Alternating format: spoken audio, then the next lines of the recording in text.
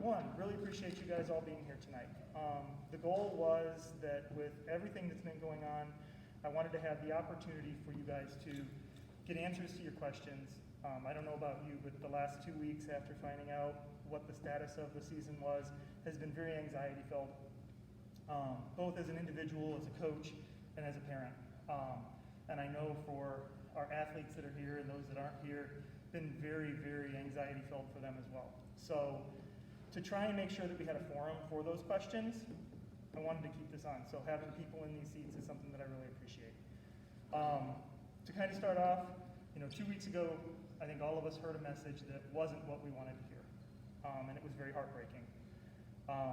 The things that I try and take a step back and look at is the people who had to make those decisions were not making those decisions to try and harm our children. If anything, all of their decisions would edge towards the other direction. They're doing what they can and what they feel is right to protect our kids. And while it may not be the message we want, and we may think that we have better ways of doing things, we have the privilege of not being responsible for the first time a kid gets sick and dies. So as we take that step back, take that deep breath, one of the things that I hold on to is hope. Coming into that decision, we knew that we might not even have a season. So for them to come back with a vote that said there wasn't a fall season, while initially might have been a bit of a smack in the face, they didn't come back and say there would be no season. So it gave us the opportunity to say, we still have the hope and a chance to play. That's what I hold on to. That's what my conversations with Skylar, my conversations with the other players that I've had the chance to be with since then, that's the message that I keep hold of. But it does leave a lot of questions, both for me and I know for you guys. I have some of them right here. So my goal tonight would be to kind of walk through the status of things, what we know, a little bit about what we don't know, and then cover specific questions that have already been sent, and if there's any that weren't covered that you have, make sure that we get that opportunity.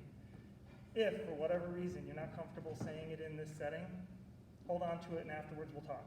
Or if you need more information on something that we talked about here, hold on to it and we can talk afterwards. Does that sound all right? All right. So where we are, every day there's new information. There are a lot of people that are working on this, both from the volleyball community, and it's bigger than just volleyball. Athletics overall. We have parents in here, I'm sure, that have other sports in their household. So we have some fall sports that are moving forward, boys, girls soccer, cross country. They're our petri dish right now. They're getting all of the visibility.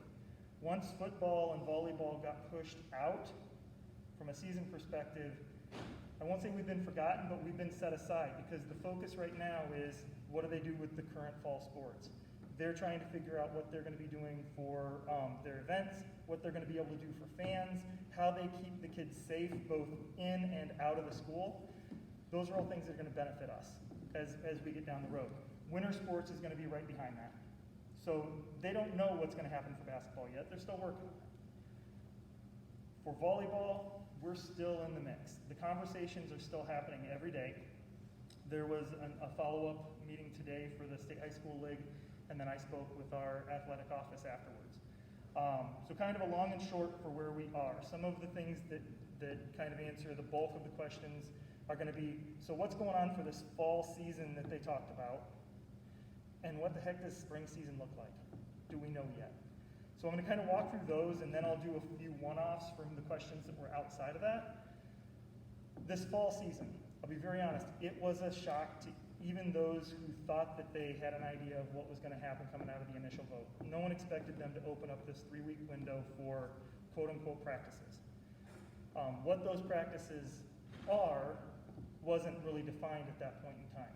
But what we know now is we can't do tryouts until in season, until we're closer to our spring season, because we have been defined as a spring sport. So there will not be tryouts. There will not be captain's practices. The practices that we are allowed to have will be more like an open gym in nature. It gives us the ability to get kids on the court, and it gives them the opportunity to get touches on the ball. We are not allowed to have scrimmages against other teams. Inter-squad, yes, we can do competitions that way, but it all has to fall within the current CDC guidelines for pod size. So I can have 25 kids on a court, that's it, and 24 if I'm there. So it's 25 total people within a pod, and those pods cannot change during that practice, which is very similar to how we had been running our open gyms at Minnesota Select. So there are a lot of limitations there. The safety plan that I put in today, in the event that we're able to do some of these, is very defined. It talks about what we have to do for sanitation. We're sanitizing all of the equipment before and after. We're having to sanitize the floors before and after. Why? Because our kids seem to like to dive. I don't know why. But they like to get on the floor, and we have to make sure that they're safe in the event that somebody else had dived on the floor before them. So there's a lot of pieces and parts that are going into the safety plans for these events, while the reality is the events would still be non-instructional in nature. So as we look at open gyms, typically these are not the places where your kids are going to be getting a lot of one-on-one interaction for coaching on skills. This is a chance for them to come in and have organized drills that allow them to get touches and experience. And yes, as coaches, we find it very hard not to try and coach when we see something that we can help the kids with, but it's not going to be that one-on-one or one-on small group setting that you would have if it was more of a group training, if that makes sense. We are allowed, over that 3-week window, up to 12 events. I'll be very honest, I don't believe that we're going to do that many. The other thing that I'll throw out there, because this is considered an extension of our spring season, any coaching work that is done is pro bono. So there is no additional funding, it's not an additional season, it's not something that comes from the district, which, quite frankly, makes it a little bit harder. From a coaching perspective, if we were to go coach some of these fall leagues in club, we could be making $1,000 to $1,200. So to ask coaches to come in pro bono for this window of time when they could be making money towards the things that they have going on in their life is a very big struggle for me as a head coach. So odds are what will happen for these fall events, I will be running them. There will be a subset. It won't be the full 12, but we will make sure that we take care of the kids that would like those opportunities. Right now, in my conversation with Ricardo today, I'm looking at roughly 6 events over that 3-week window where we would get the kids in, give them the opportunity to touch the ball. And then we'll see. I also found out today that I may be able to get some time in the weight room. So we may try and break it down a little bit differently there, where we utilize some of our additional 6 events that could be used for weight room time. Still up in the air. But those are the things that I'm thinking through and trying to work on right now to take care of this fall session. One other big thing to note for the fall session, and it impacts other sports as well, there are no activity buses yet. And they do not know when they will start running those. So for our families that have 7th and 8th graders that would be coming from the middle schools, that becomes a problem. It also means that I'll likely not have them right after school, because it means somebody's going to have to get those kids over here if they want to do it. So we may back it up a little bit to where there would be time for families to manage those kids getting home and potentially getting back. That's probably the biggest stuff for the fall season. If I've missed anything, we'll talk about questions afterwards. For the spring still has a lot of unknowns.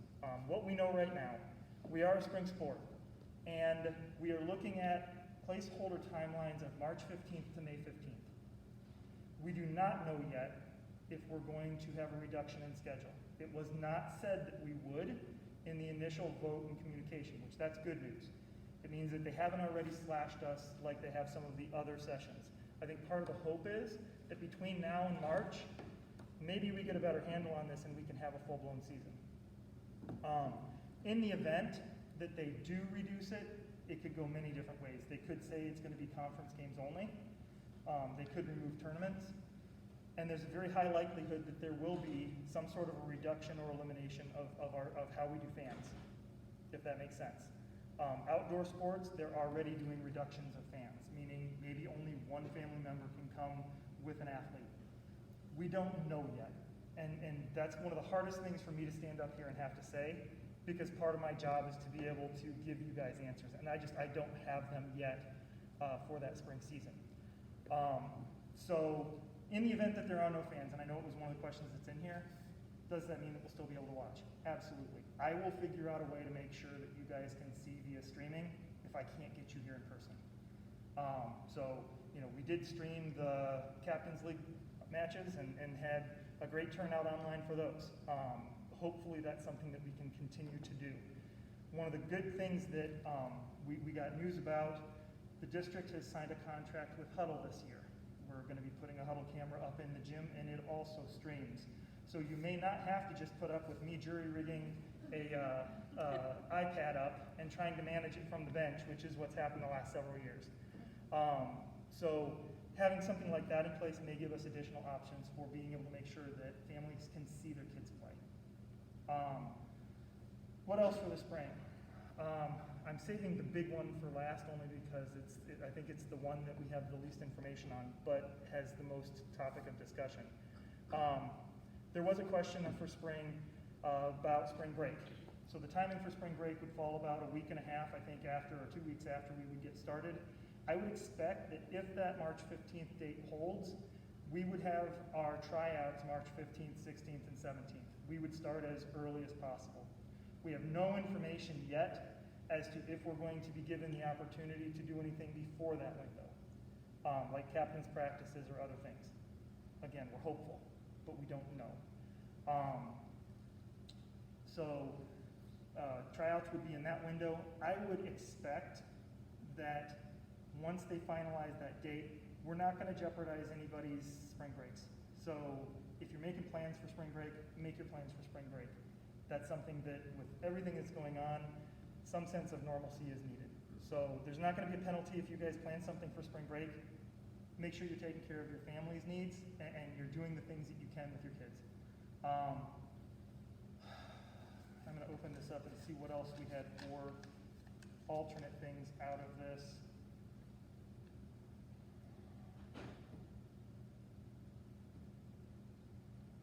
So I think we're almost to the point of kind of the elephant in the room. So we'll go ahead and jump there, and then I'll open it up to questions out here. So one of the biggest things that's out there is if spring high school season is there and the winter and spring JO season is there, what's going to happen? Because based off of the state high school league bylaws, bylaw 208 says you can't do both. You can only do one or the other. And that's been, I think, one of the biggest points of angst for our athletes, for our coaches, and for our parents. The straight answer is we don't know yet. I use the word hopeful a lot. When they first announced these fall sessions that we were allowed to have, they were very clear that we are in season and kids were not allowed to do a club fall season without jeopardizing their eligibility for the spring volleyball season. After 72 hours and a lot of an outcry from the volleyball community, they gave a waiver. So, as it stands right now, our athletes are allowed to participate in any of the high school events that we're able to do in this 3-week window, and they're also allowed to participate in any outside volleyball event, as long as they're doing it as individuals. And I'm going to be very clear on that. The verbiage that came out of the meeting today, they cannot go sign up together as a team outside. They can go sign up as individuals, and if they happen to end up playing together, that's fine. That's the way the waiver has been written. So, even though originally it looked like we would have a problem, the high school league has already bent, which is a great thing. It also gives some hope for what will happen in the spring. We probably won't have a direct answer to the spring JO conflict for a while. It's something that there's going to be a lot of discussion on. The high school league is looking to try and protect our kids. They're trying to make sure that they're not put into a situation of overuse. And it's an area where they know what they have control over. Giving up control on that means that kids could be put at risk. I've had a lot of questions about, well, how could it possibly work? And the plans that are being suggested actually make a lot of sense to me, all right? High school season, we're typically 5 days a week, and over the course of our 2 to 2.5 month season, we normally have 2 to 3 tournaments. Those tournaments sometimes are during the week, at least 1 or 2 would be on a weekend day, but you're still 5 days a week. Club during the winter is typically 2 practice days a week and then weekend tournaments. The way that the tryouts and the sessions kind of overlap, the JO season is likely not going to change. Tryouts would happen late October, early November with the same kind of cadence that it has for many, many years. So teams would be picked in that window. Normally you would start seeing practices and then there'd be a break for the holidays. You'd come back and all of a sudden they would be hitting tournaments hot and heavy as of the first week of January, first weekend of January. So they would be in season and really going. 18s, their initial qualifier is in January. It's the end, I believe, the end of January. So they're already into some of their larger tournaments earlier, and at least at Select, and I believe at Lights, they may actually already have qualified by the time we would get to what a high school season would be. For the younger kids, for the 17s on down, normally we're starting to get into that qualifier season in that March window, March, April, May. So the thought process behind this, and it's going to take a lot of agreement between the high school coaches and the club coaches, is once we hit high school season, these athletes would be high school players. They would no longer be, quote, club players. But we would give leeway. Now what that leeway means is maybe we give them up from the club environment, or from the high school environment, 1 practice night a week. So rather than practicing with the high school team that night, they practice with their club team. And we would also then look to say, how can we make sure that our high school schedule doesn't overlap unnecessarily? Because we're gonna have to reschedule all of our matches. What can we do to try and make sure that we have openings around the big club tournaments? So that when those happen, we can release those girls and say, go play with your club team. Go get seen for those of you that are looking to get recruited. Our goal for those of us that are working on this and trying to come up with a solution is, how do we protect the kids from too much volleyball? Because there is such a thing whether we like it or not. We don't want anybody hurt. We don't want anybody not able to play. But at the same point in time, how do we give them the opportunity to not have to choose? Because in the event that they have to choose, it's going to hurt both sides of it.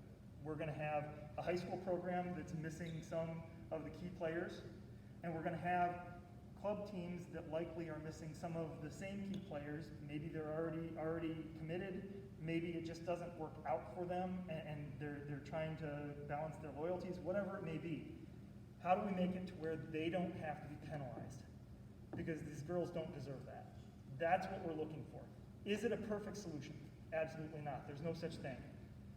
But just know that there are a lot of people right now that are voicing opinions on trying to say how we can do it rather than just saying it's not possible. So that's one of the options in the forefront right now that we're looking at to try and get away from just a hard cut of it's got to be one or the other. And that's really where we are for the spring. Until we get notice from the State High School League, we just don't know. I think I caught the bulk of these. I'm going to real quick scan. Oh, state tournament and sections. Again, we don't know. We have not been told that there will not be. The good news that we have from a high school perspective is everything is run on a state level. So unlike Division I volleyball, where you have some groups that are still looking to go in the fall, some that are looking to go in the spring, for us, everything would be moved to the spring, and it either is going to go or it's not. So we still have a chance at this point of having sections and a state tourney. It's not a guarantee, but it has not been crossed off the docket.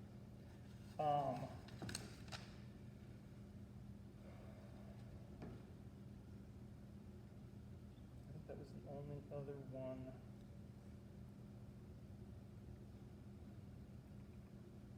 The only other thing that I did not say at this point, the fall sessions that we're looking at doing, those will actually be run through the district. So we're working right now on trying to finalize exactly what we're going to have, how many we're going to have, and our goal is to have that decided within the next week. But it will be run as a registration program through the school. So the kids will have to register. The good news is there is no fee for this fall session. So the only requirements will be that they meet the requirements for eligibility from a school perspective. And the big thing, ding ding, they have to meet the requirements for a physical, and this is why they're running it through the district. So we want to make sure that everyone has their physical taken care of as early as possible, especially if they want to come out and do anything with those events. And with that, I think that's the last of what I had for questions and for covering on both fall and spring. I want to open it up and make sure that if there's anything else. Is it for athletes that run track as well? Is it going to all overlap, or I've heard that maybe that will go later? Where's that at? So track would have been considered a spring sport prior. I believe that the existing spring sports were being pushed back into what they're now calling a summer season. So basically what we're doing is we're moving from a 3-season program to a 4-season program. There is a little bit of overlap based off of the initial numbers that they were giving out, and I think that's why we still have some placeholders. But so yeah, basically what they did is they took the spring sports that were there, they pushed them out farther to where it would extend beyond historical timelines, and that created a slot that we're able to use for football and volleyball in the spring. What else?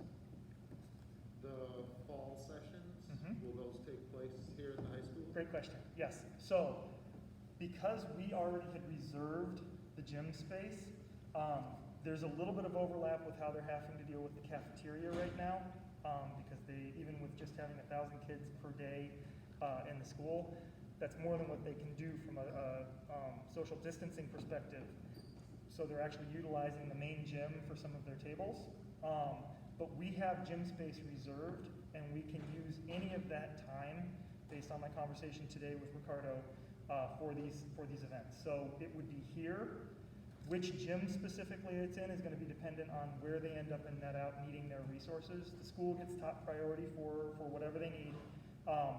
The fall sports that are in play now would have second dibs on gym space because we are not actually in our primary season.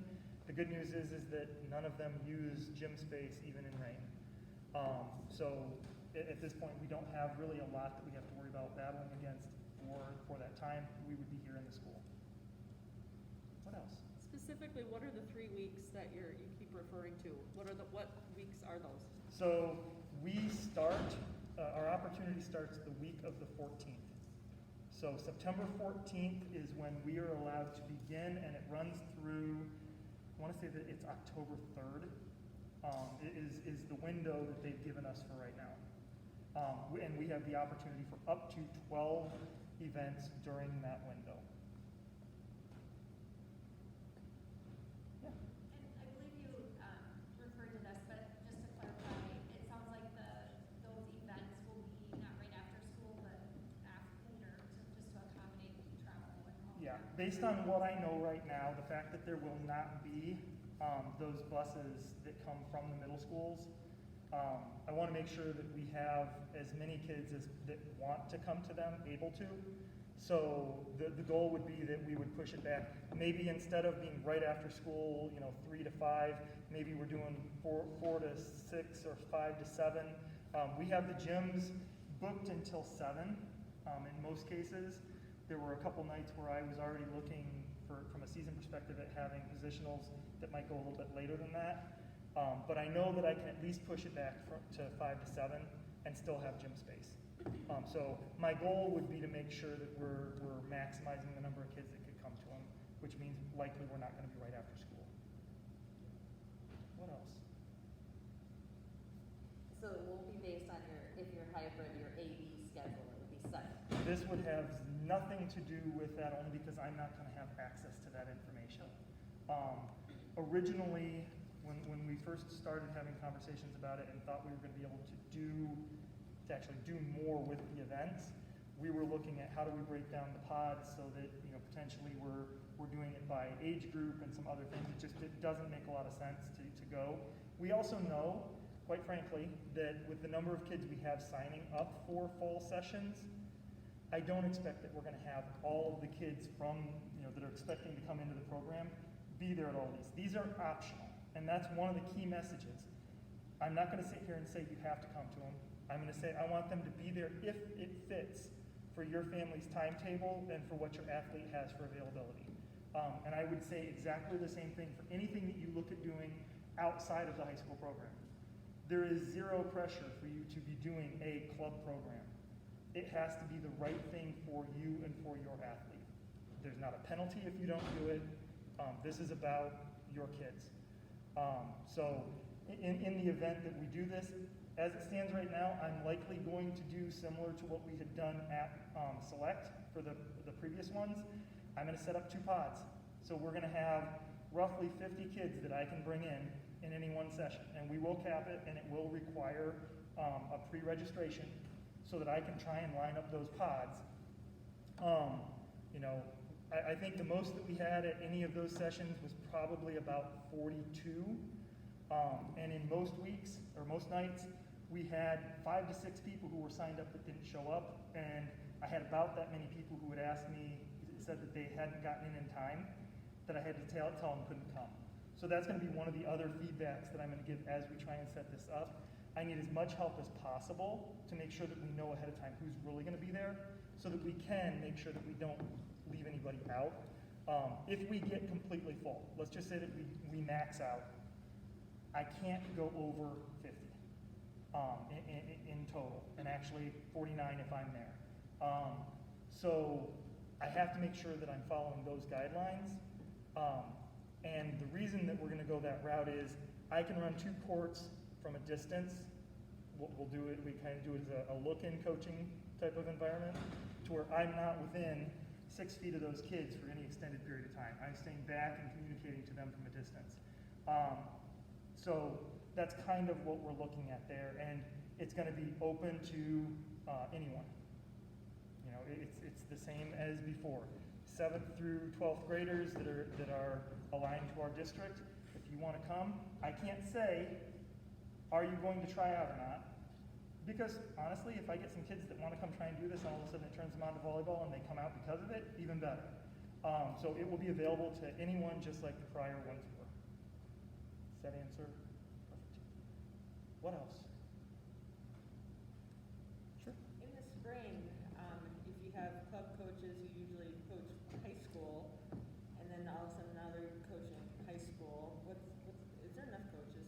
You're asking the right question. And quite frankly, it's not only an issue to be discussed for the spring. While they gave a waiver for the players for the fall, they did not give such a waiver for the coaches. So for instance, I cannot go coach a club fall team because I'm in season for this. For the rest of the coaches on our staff, fortunately, and I've got Haley over here, fortunately, 4 of those coaches have never had a contract with Maple Grove. So as long as I don't rope them into doing anything with this fall session, I can tell them, go coach a fall team and potentially get paid for it. Mel is the only other one that was kind of a question mark, and that was a lot of my conversation today with the AD, is just trying to validate, because there is not that clearance. Are there enough coaches? Maybe. What I can tell you is I have been very fortunate with the folks that we brought in. All of them have been 100% committed to these girls. And with 4 of them not really knowing a whole lot of the girls. So if I had asked any of them to come in for these fall sessions, I have no doubt that they would come in with bells on their toes. From a coaching perspective for the spring, there are other programs that are already know that they have issues. High school coaches who have said, my bread and butter comes from coaching club. you're gonna have to find somebody to run this program if they don't give a waiver. That's not the case here. We will take care of the high school program, and it does mean that their clubs are trying to figure out what they're gonna do. And it really comes down to, will the high school league give any leeway for the coaching staffs? We're hopeful, but we don't know yet. Similar question, are there enough reps? That's a I heard completely different story, and one of the things that I would throw out here, and I'm gonna give a plug. The real answer is it's a concern. So even for what we were planning for this fall, we had to reschedule all of our non-conference matches off of our normal nights because there was a concern. Many of our officials are in that 50+ range, which means that they are at higher risk, and they were making decisions that they were either not going to ref this season or they were going to retire, just in general. So there's a big push to try and get fresh blood into the official ranks. And I will put a plug out there, whether it's for you, maybe you've got kids that don't necessarily play but have an interest and are looking to get paid. The training is not hard, and it's an environment that is a great way. We get a lot of college students that will do it, but typically it's closer to campuses that they'll end up and get certified. I would absolutely advocate for any parent or alternate children that aren't on the court playing, that it's something that would have a huge benefit to the sport if we can get more people out there to officiate. Because we have the opportunity to pull from different official groups, but there's still definitely less officials available now than there were prior to COVID. Great question. What else? Is there, I know they stated that volleyball and football moved to spring and spring moved to summer. Is there any chance, are they talking at all about just moving football and volleyball to summer and just keeping spring where it is? I mean, it would just. No, currently there is not. And I think part of the rationale there is, at least for volleyball being an indoor sport, and with what they have for availability for what had previously been spring sports, the window for what they can use the assets that are out there it extends beyond, whereas it's not as easy for the football and the volleyball, just from an asset utilization perspective. Now, does that mean that they may not come back and change things? Anything is possible at this point, but it's not something that has been put on the table, at least for a vote, to do a secondary move for football and volleyball. What else? And if there's no more, it's fine. I don't want to talk your ears off, but I want to make sure if you have questions, they're getting answered. And if you have something, remember, odds are somebody else has a similar question too. So given all the ambiguity, it still sounds like, you know, if kids are in both high school and club programs because club's starting in October, November, go down that path and see where that road takes you? So I'm going to keep it somewhat ambiguous and say, I am not in a position to tell your children or you as a family which road to pick. And it's very hard. What I will say is I believe, not just hopeful, I believe that we will have decisions one way or another on what that decision will be before the girls would have to pick, if that makes sense. So before those tryouts come, there will be a decision that says either they're going to allow them to do both or they're not. And at the point that it does come to they're going to allow them to, because I'm hopeful, remember, then we don't have to worry about it. In the event that something goes the other direction, it's going to have to be something that there's discussion on. And some people looking and say, I'm not real sure I understand why it's an issue. The biggest reason that there's a concern there is for those girls who want to go on and play beyond high school. Recruiting typically does not happen from a high school venue. Recruiting typically is happening from those larger tournaments from club programs. So that's why it becomes an issue. If you have girls that are trying to get recruited and they are not able to attend those large programs because they've decided to play high school and they can't do both, it jeopardizes their ability to get picked up and play beyond the high school programs. So I'm hopeful that we're not going to have to worry about that. In the event that we have to make those decisions, that is something that's going to have to be a hard discussion. And it's going to have to be the one that is right for your kids.